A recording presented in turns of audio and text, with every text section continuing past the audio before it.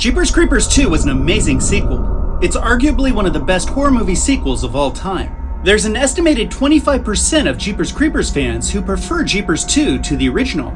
That's a very difficult benchmark to hit. The Creeper is aggressive, although we've seen it get careless and make mistakes. After all, it was one time human, and it's human nature to be imperfect. But the story was also told in a less than perfect universe in a less than perfect way. It wasn't without its flaws. Like every movie before it and after it, they chose to let some things slide in order to finish on time on budget. They gambled that you wouldn't notice. But you did notice, and so did we. The following is a comprehensive list of Jeepers Creepers 2 movie mistakes gathered from many different sources over the years. And we're not going to talk about inconsistencies that span over multiple movies. So, without further ado, here are all the things that went wrong with Jeepers Creepers 2. Be sure and let us know how many you knew and what shocked you the most.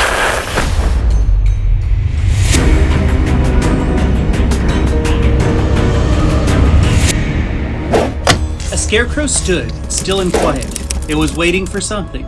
It must have wanted its target pretty badly to spend so much time preparing to cause fear in one small desire. As Billy Taggart darted for safety, the creeper darted for its mark, and it ended the chase with ease. After a brief struggle, the creature sprinted across rows of dried corn stalks with the back of Billy's shirt firmly in its grasp. It ran toward the sun as other Taggarts joined the chase. As Jack and Jackie were chasing, the sun was behind them, and it was in front of the one they were chasing. And at one point it was even to the side of the chase.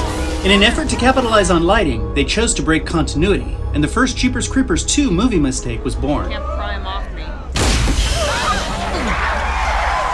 Betty Borman, the trusty bus driver, followed by two coaches, gathered around a shredded rear tire. As she reached down to find out what happened to her tire, she discovered an unusual throwing star weapon. It had penetrated one of the rear tires, shredding it, causing it to go flat. There was just one problem. The throwing star was on the inside of the tire. That would be physically impossible.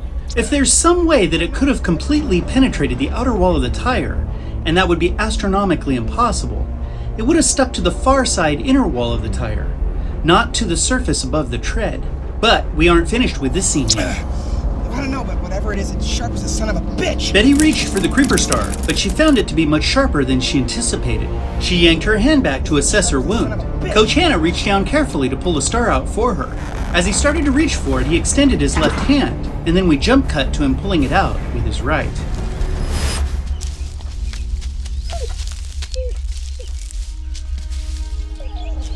Mackie and Jackie found one of the creeper's daggers in the corn, where the creeper wrestled with Billy.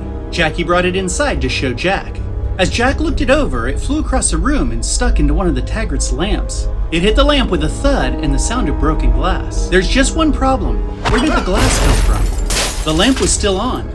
Now it could be argued that there was more than one bulb in the lamp, but there was no glass seen falling from the lamp or anywhere else nearby. This is a case of a great sound effect that didn't match the visual.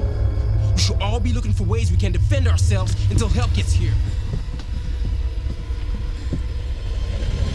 The Bannon High bus passengers argued, and Minxie noticed the creeper by the door, taking in the aroma of fear. As they all scattered farther away from the creeper's position, it leapt up onto the side of the bus for a look in. It's easy to see the cable as well as the harness that was used to pull the creeper into place. After the creeper got a good whiff of Jake, it scurried up to the top of the bus, and the harness was still very visible.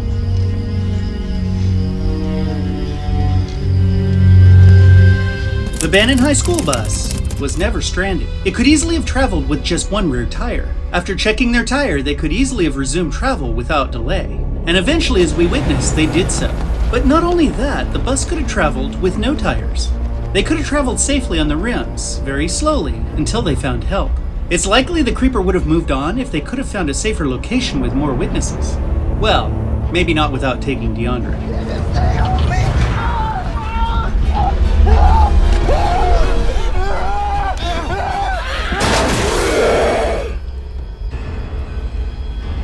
Wait. What happened here? When Rhonda ran a javelin through the creeper's head, the tip had an eyeball attached to it. The creeper's eye was facing the wrong direction, with a pupil at the tip of the javelin. But wait a minute, what are we even talking about? The eye would never have traveled through the skull and out the back of the creeper's head, intact. That thing would have popped and deflated like a plump grape. So you see, it really doesn't matter which direction it was facing, it would never have made it out the back of the creeper's head. But let's not leave this scene just yet.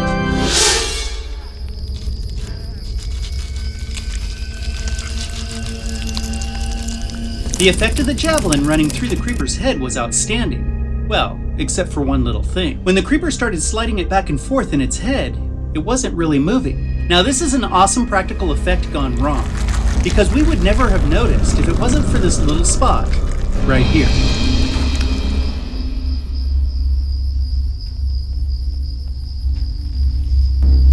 Dante tried to sneak past the creeper's wing when it snapped and scooped him up. But what was it holding him with? The wing's fingers were not wrapped around Dante, and there was nothing to hold the webbing around Dante. They just wrapped Dante up in the webbing to make it look like he was trapped, when in fact he wasn't trapped at all. But wait, we're not done with this scene. Dante was pulled up out of the roof of the bus. The others tried to save him, but it was too late. He was pulled up out of the roof of the bus high enough for the creeper to access his head. When Dante was released, we saw that he had lost his head, but he lost it without losing any blood. Did the creeper have a way to remove his head using heat to cauterize the wound? Or was this another movie mistake?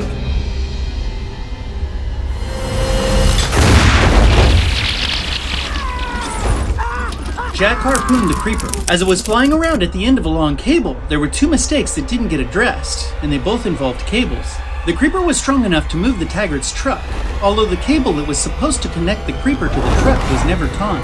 But that's not the only problem with cables. The cable that was really being used to move the truck around was never edited out. It was still visible in the scene. And how is that possible? It would be a 5-minute edit to get rid of an unwanted cable. If the budget didn't allow for the cable to be removed, they should have just taken the editor to lunch with a couple of drinks and it would have been more than covered.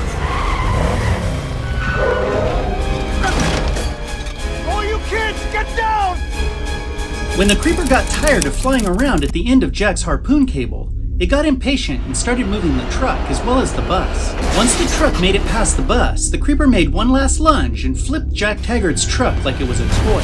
In the process, the truck landed on one of its rear wheels and sheared it off. It also came to rest on the post puncher, causing some pretty heavy damage. Yet in the very next scene, when DeAndre was being attacked by the creeper, Jack and his group pulled up in his old Ford truck, which had 4 wheels. And he fired a harpoon at the creeper's head with a working Post Puncher 500. It's not birds. The pest control truck carried Izzy, Rhonda, and Double D as they raced down a country road seeking safety. As the creeper closed in, they decided to turn off the road into a field. First of all, why did Izzy do that? They could have traveled a lot faster on the road. Anyway, when they pulled off the road, you could see previous tracks that they made when they tested the stunt and adjusted the lighting. But we're not finished with this scene yet. As the creeper continued to get closer, Izzy shoved Rhonda out and slammed on the brakes. The creeper went straight through the cab of the truck and it flipped. As the truck was in the process of flipping and eventually came to a rest, you could easily see gas escaping from a pneumatic cylinder that was used to flip the vehicle. Now, there's one thing that some viewers thought was an inconsistency. We hate to break it to you, but it wasn't a movie mistake.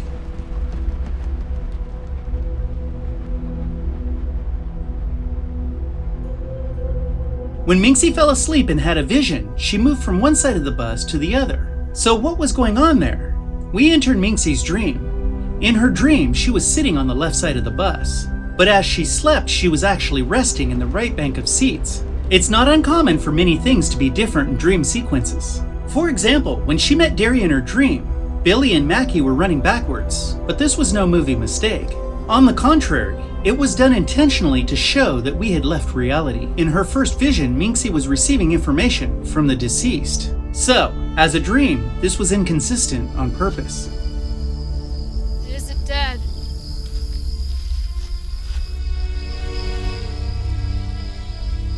Its time ran out. Looks dead to me.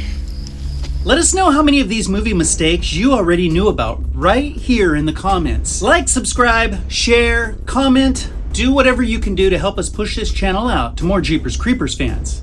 We love making the content, and after all, you are some of the coolest fans on the planet. Thanks for watching today. Until next time, we'll see ya.